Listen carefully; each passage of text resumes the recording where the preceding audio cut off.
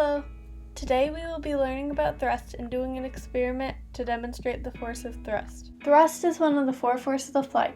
Thrust is the force that causes an object to move forward. In a plane, the engine creates thrust and propels the plane forward. In a rocket, the engine creates thrust and causes the rocket to move upwards. Now we are going to do an experiment. For this experiment, we will need hammer, vinegar, an empty bottle, which can be anything from an empty water bottle to an empty juice bottle. It just has to have a plastic cap.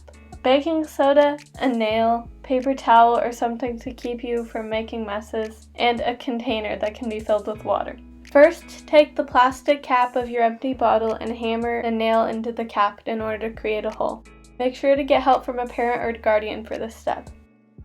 Next, fill the container with water, and take the vinegar and pour it into the empty bottle.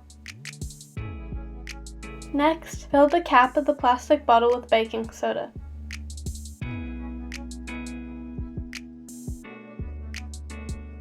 Now, screw the cap with baking soda onto the bottle quickly. Make sure it is very tight on the bottle. Then, put the bottle in the container filled with water. Watch how the baking soda and vinegar mixture creates a motor for the bottle.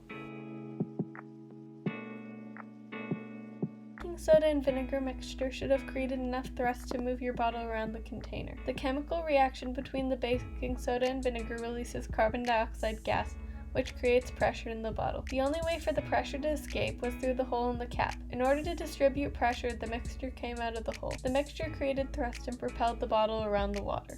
I hope you enjoyed this experiment. Subscribe to the Boundless Brilliance YouTube channel for more content.